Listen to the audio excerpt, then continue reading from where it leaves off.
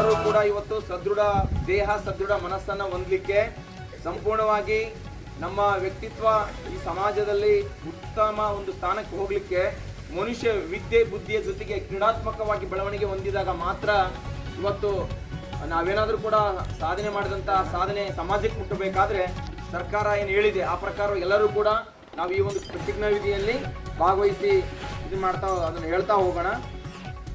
ಎಲ್ಲರೂ ಬಲಗೈ ಮುಂಚಾಚಿ ಎಲ್ಲರಿಗೂ ಒಂದ್ಸಲ ರೌಂಡ್ ಆಗಿರ್ತೀನಿ. ಎಲ್ಲರೂ ನೇರ ನಿಂತ್ಕೊಳ್ಳಿ.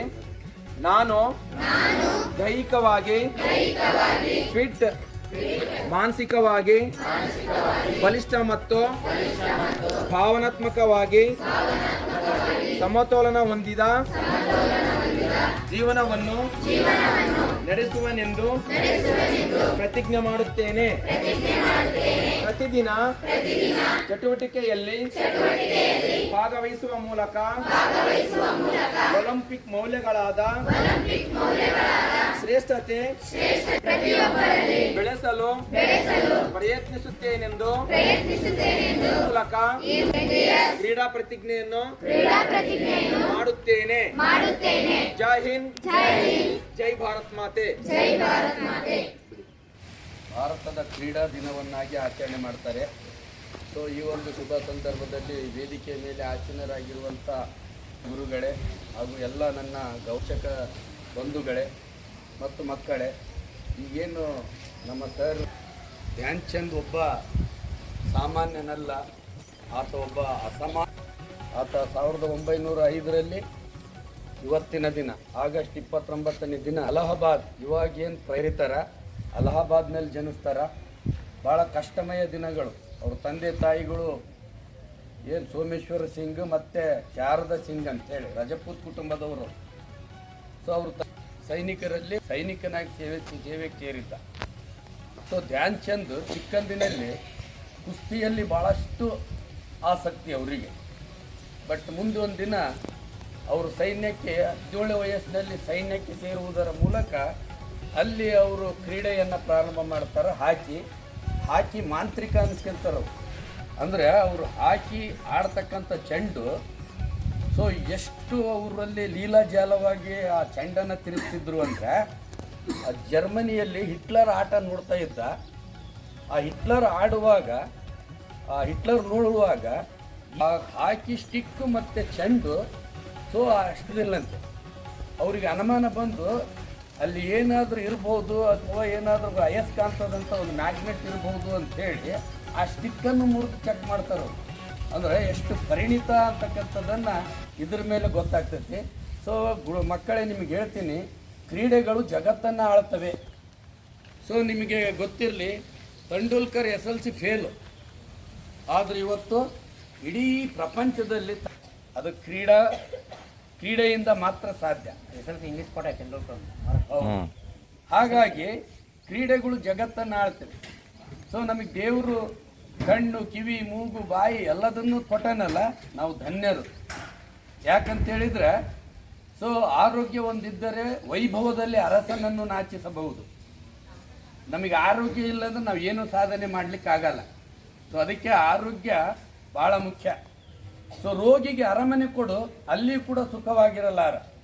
ಇದರಿಂದ ಗೊತ್ತಾಗುತ್ತೆ ಆರೋಗ್ಯವೇ ಮಹಾಭಾಗ್ಯ ಅಂತಕ್ಕಂಥದ್ದು. Sound mind in a sound body.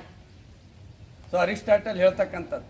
ಆ ಒಂದು ಹಿನ್ನೆಲೆ ಒಳಗೆ ಧ್ಯಾನ್ ಚಂದ್ ಏನಿದೆ, ಸೊ ಅವರು ಒಲಿಂಪಿಕ್ಸ್ನಲ್ಲಿ ಒಳ್ಳೆಯ ಪ್ರದರ್ಶನವನ್ನು ತೋರುವುದರ ಮೂಲಕ ನಮ್ಮ ದೇಶಕ್ಕೆ ಚಿನ್ನದ ಪದಕವನ್ನು ಗಳಿಸ್ಕೊಡ್ತಾರೆ. ಸೊ ಡಾನ್ ಬ್ರಾಡ್ಮನ್ ಅಂತಕ್ಕಂಥ ಕ್ರಿಕೆಟ್ ದಿಗ್ಗಜ ಆತ. ಸೊ ನಾನು ಹೇಗೆ ಕ್ರಿಕೆಟ್ನಲ್ಲಿ ರನ್ಗಳನ್ನು ಸಿಡಿಸ್ತೇನೆ, ಸೊ ಹಾಗೆ ಧ್ಯಾನ್ ಚಂದ್ರ ಅವರು ಗೋಲ್ಗಳನ್ನು ಹೊಡಿತಾರ ಅಂಥೇಳಿ ಆತನು ಕೂಡ ಒಂದು ಸ್ಟೇಟ್ಮೆಂಟ್ ನೀಡ್ತಾನೆ. ಸುಮಾರು 1000ಕ್ಕಿಂತ ಅಧಿಕ ಗೋಲ್ಗಳನ್ನು ಹೊಡಿತಾರವರು. ಜರ್ಮನಿಯಲ್ಲಿ 5-0 ಒಂದು ಮ್ಯಾಚನ್ನು ಗೆಲ್ತಾರವರು. ಅದರಲ್ಲಿ 4 ಗೋಲ್ ಧ್ಯಾನ್ ಚಂದ್ರ ಹೊಡೆದಿರ್ತಾರೆ. ಸೊ ಇದರಿಂದ ಗೊತ್ತಾಗುತ್ತೆ ನಮಗೆ ಧ್ಯಾನ್ ಚಂದ್ರವರ ಒಂದು ಅಪ್ರತಿಮ ಸಾಧನೆ ಯಾವ ರೀತಿ ಇರುತ್ತೆ ಅಂತಕ್ಕಂಥದ್ದು. ಸೊ ನಿಮಗೆ ಒಂದು ಹೇಳ್ತೀನಿ, ಆರೋಗ್ಯದ ಗುಟ್ಟು ಏನಂದರೆ, ಬೆಳಗ್ಗೆ ಮುಂಜಾನೆ 5 ಗಂಟೆಗೆ ಹೇಳ್ಬೇಕು, ಅದೇ ಆರೋಗ್ಯದ ಗುಟ್ಟು. ನಾವು 7 ಗಂಟೆಗೆ ಎದ್ದಿವಿ, 8 ಗಂಟೆಗೆ ಎದ್ದಿವಿ, ನಮಗೆ ಕೆಲಸ ಇಲ್ಲ ಅಂತೇಳಿ 10 ಗಂಟೆವರೆಗೆ ಮಕ್ಕಂದೀವಿ ಅಂದರೆ 5 ವರ್ಷ ಆಯ್ತು ಗಡ ಸಾಯ್ತೀವಿ ನಾವು. ಅದಕ್ಕಾಗಿ ಯಾವಾಗಾದ್ರೂ ನೀವು ಮಕ್ಕಳ್ರಿ 5 ಗಂಟೆಗೆ ಹೇಳೋದನ್ನ ಪ್ರಾಕ್ಟೀಸ್. ಸೊ ನೀವು ರನ್ ಮಾಡ್ರಿ, ನಿಮಗೂ ದೇವ್ರು ಒಂದಿಲ್ಲ ಒಂದು ಪ್ರತಿಭೆಯನ್ನು ಕೊಟ್ಟಿರ್ತಾನೆ. ಸೊ ಆ ಪ್ರತಿಭೆಯನ್ನು ಹಿಡ್ಕೊಂಡು ನೀವು ಮುಂದುವರೆದಿದ್ದೇ ಆದ್ರೆ ನೀವು ಇಂಥ ಸಾಧನೆಯನ್ನು ಮಾಡ್ಬೋದು ಅಂತಕ್ಕಂಥ ಮಾತನ್ನು ಹೇಳ್ತಾ, ಯಾವುದಾದೊಂದು ಕ್ರೀಡೆಯಲ್ಲಿ ಭಾಗವಹಿಸ್ಬೇಕಂತೆ, ಮತ್ತು ಕ್ರೀಡಾಭಿಮಾನಿ ಆಗಿರ್ಬೇಕಂತೆ, ಜೊತೆಗೆ ಒಂದು ಕ್ರೀಡೆಯನ್ನು ಗೊತ್ತಿರೋನಾಗಿರ್ಬೇಕಂತೆ. ಯಾವತ್ತು ಮನುಷ್ಯ ಕ್ರೀಡೆಯನ್ನು ಆಡ್ತಾನೋ, ಯಾವುದೋ ಆಟಗಳಲ್ಲಿ ಭಾಗವಹಿಸ್ತಾನೋ, ಆ ಆಟಗಳಲ್ಲಿ ದೈಹಿಕವಾಗಿ ಮತ್ತು ಮಾನಸಿಕವಾಗಿ ಬಲಿಷ್ಠನಾಗ್ತಾನಂತೆ. ಹಾಗಾಗಿ ಆ ದೈಹಿಕವಾಗಿ ಮಾನಸಿಕವಾಗಿ ಬಲಿಷ್ಠನಾದಕ್ಕೆ ಧ್ಯಾನ್ ಚಂದ್ ಅವರೇ ಕಾರಣ ಅನಿಸುತ್ತೆ. ಅಲ್ಲಿಂದ ಜರ್ನಿ ಶುರುವಾಯಿತು. ಸರ್ ಹೇಳ್ತಾ ಇದ್ರು, ಹಿಟ್ಲರ್ ಹೇಳಿದಂತೆ ಧ್ಯಾನ್ ಚಂದ್ಗೆ, ನೀನು ನನ್ನ ಸೈನ್ಯದಲ್ಲಿ ಏನಾದರೂ ಮೇಜರ್ ಆಗು.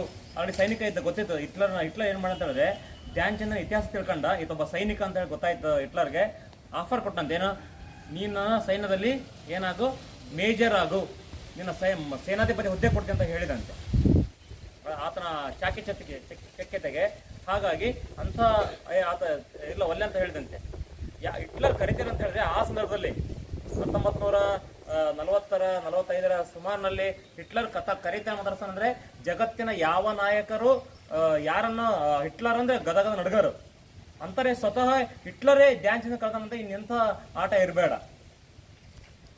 ಅವರು ಅದನ್ನ ನಿರಾಕರಿಸಿ ದೇಶದ ಪರವಾಗಿ ದೇಶಾಭಿಮಾನ ಹೋಗ್ಬೋದಾಗಿತ್ತು. ನೀನು ಏನ್ ಬೇಕಾದ ಕೇಳಿ ನಾನು ಕೊಡ್ತೀನಿ ಅಂದ್ರಂತೆ ಧ್ಯಾನ್ ಚಂದ್ಗೆ. ಇಲ್ಲ, ನಾನು ಯಾವುದೇ ಕಾರಣಕ್ಕೆ ಹೋಗಲ್ಲ, ನನ್ನ ದೇಶ ಮುಖ್ಯ ಅಂತ ಹೇಳಿ ದೇಶಕ್ಕೋಸ್ಕರನೇ ಆಟ ಆಡಿ 3 ಚಿನ್ನದ ಪದಕ ಹಾಕಿ. ಹಾಗಾಗಿ ಇವತ್ತು ನಮ್ಮ ರಾಷ್ಟ್ರೀಯ ಕ್ರೀಡೆ ಅಂದರೆ ಹಾಕಿ. ಆದರೆ ಇವತ್ತೇನಾಗಿದೆ, ಆ ಹಾಕಿಗೆ ಇಂಪಾರ್ಟೆನ್ಸ್ ಕಮ್ಮಿ ಆಗಿದೆ. ಎಲ್ಲರೂ ಏನಾಗಿದೆ, ನಾವು ಬ್ಯಾಟ್ ಹಿಡಿತಾ ಇದ್ದೀವಿ. ಬ್ಯಾಟ್ ಒಳ್ಳೇದೇ, ತೊಂದರೆ ಇಲ್ಲ. ಬಟ್ ಆದರೆ ನಮ್ಮ ಮೂಲ ದೇಶದ ರಾಷ್ಟ್ರೀಯ ಕ್ರೀಡೆ ಹಾಕಿ. ಹಾಗಾಗಿ ನಾವು ಎಲ್ಲ ಯಾವುದೊಂದು ಆಟಗಳನ್ನ ಆಡಲೇಬೇಕು. ಎಷ್ಟು ನಾವು ಆಟಗಳನ್ನ ಆಡ್ತೇವೋ ಅಷ್ಟು ನಮಗೆ ಏನಾಗುತ್ತೆ, ಉತ್ಸಾಹ ಸಿಗುತ್ತೆ, ಉತ್ಸಾಹಿಗಳಾಗಬೇಕಂತೆ ಯಾವಾಗಲೂ. ಹಾಗಾಗಿ ನಾವು ಮೊನ್ನೆ ಮೊಹಮ್ಮದ್ ಸಿರಾಜ್ ನಿಮಗೆ ಗೊತ್ತಿರಬೇಕು, ಏನಂದರೆ ಇಂಗ್ಲೆಂಡ್ನ ಟೆಸ್ಟ್ 5ನೇ ಟೆಸ್ಟ್ನಲ್ಲಿ ಏನು ಮಾಡಿದ, ವಿಕೆಟನ್ನು ತೆಗೆದು ಏನು ಮಾಡಿದ, ಸರಣಿ ಸಮಾಪನಗೊಳಿಸಿದ. ಆತನಿಗೆ ಆಂಧ್ರ ಪ್ರದೇಶ ಸರ್ಕಾರ DSP ಹುದ್ದೆ ಕೊಡ್ತು, ಡೆಪ್ಯೂಟಿ ಸೂಪರಿಂಟೆಂಡೆಂಟ್ ಆಫ್ ಪೊಲೀಸ್ ಹುದ್ದೆ ಕೊಡ್ತು. ಸರ್ಕಾರನೇ ಗೌರವ ಮಾಡ್ತು. ಈಗ ಎಲ್ಲ ಕ್ರೀಡೆಗಳಿಗೆ ಸ್ವತಃ ಸರ್ಕಾರ ವಿವಿಧ ಅನೇಕ ರೀತಿಯ ಹುದ್ದೆಗಳನ್ನು ಕೊಟ್ಟು ಅವರನ್ನು ಸನ್ಮಾನಿಸ್ತಾ ಇದೆ. ಹಾಗಾಗಿ ನೀವು ಕ್ರೀಡೆಯಲ್ಲಿ ಭಾಗವಹಿಸಿ.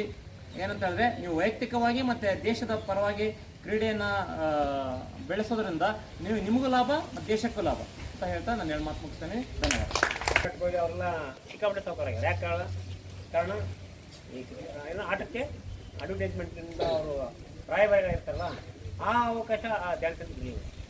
ಹಾಗಾಗಿ ಅದು ಭಾಳ ಬಡತನದಲ್ಲಿ ಇರ್ತದೆ. ಲಾಸ್ಟ್ಗೆ ಏನಾಗುತ್ತೆ ಅಂದರೆ, ಅದಕ್ಕೆ ಒಲಿಂಪಿಕ್ಸ್ ನೋಡೋಕೆ ಅದ್ರ ಮನೆ TV ಇರಲ್ಲ, ಪಕ್ಕ ಮನೆಗಳು TV ನೋಡ್ತಾನೆ ಅಂತ. ಅಂದರೆ ಅವ್ರಿಗೆ ನಮಗೆ ಸ್ವಾತಂತ್ರ್ಯ ಬಂದಿಲ್ಲ, ನಮ್ಮ ದೇಶ ಬಡವರಾಗ್ತಾ ಇತ್ತು ಅವಾಗ. ಹೌದಾ ಸರ್? ಅದಕ್ಕೆ ದೇಶ ಪ್ರೇಮಿ. ಬಟ್ ಆದರೆ ಆಗಿನ ಕಾಲದಲ್ಲಿ ಊಟ ಸಿಗೋದೇ ಕಷ್ಟ ಇರುತ್ತೆ. ಅಷ್ಟು ಕಷ್ಟದಲ್ಲಿ ಅದು ಏನು ಮಾಡಿದ, ಲಾಸ್ಟಿಗೆ ಬೇರೆ ಮನೆಗೆ ಹೋಗಿ ಆತ TV ಹಾಕಿ ನೋಡ್ತಿದ್ದ. ಹೌದಾ? ನಮ್ಮ ದೇಶದಲ್ಲೇ ಏನು ಹಾಕಿ ಕ್ರೀಡಾ ಏನು ನಮ್ಮದು ರಾಷ್ಟ್ರ ಆಟ ಹಾಕಿ ಇರೋದ್ರಿಂದ ಗ್ರಾಮೀಣ ಪ್ರದೇಶದಲ್ಲಿ ಅದನ್ನು ಯಾರಿಗೂ ಹಾಕಿ ಅನ್ನೋದು ಪರಿಚಯ ಆಗಿದೆ. ಗ್ರಾಮೀಣ ಪ್ರದೇಶ ಇವನ್ ತಾಲೂಕು ಪ್ರದೇಶದಲ್ಲಿ ಹಾಕಿ ಏನಾದ್ರು ಉದಾಹರಣೆ ಮಾಡಲಿ ತಾಲೂಕಿನಾಗ ಬಳ್ಳಾರಿಯಾಗ ಐತಿ ಅಂದ್ರೆ ಫುಟ್ಬಾಲ್ ಐತಿ. ಆ ಸಿನಿಮಾದಾಗ ಏನು ನೋಡ್ತೀವಿ, ಆ ಫೈಟ್ ಆಡಕ್ರ ಹಾಕಿ ಇವನ್ನ ಉಪಯೋಗಿಸ್ತಾರೆ, ಹಾಕಿ ಸ್ಟಿಕ್ ಫೈಟಿಂಗ್ ಉಪಯೋಗಿಸ್ತಾರೆ. ಅದನ್ನ ಅಷ್ಟೇ ನೋಡಿದ್ರೆ ಫೈಟ್ ಹಾಕಿ ಬಳಸ್ತಾರೆ ಅನ್ನೋದೊಂದು ಮಾತ್ರ ನೋಡಿಲ್ಲ ಸರ್. ಆಲ್ಮೋಸ್ಟ್ ಎಲ್ಲ ಸಿನಿಮಾ ನೋಡ್ತಾರೆ. ಅಲ್ಲಿ ಕಾಲೇಜ್ ಅಂದ್ರೆ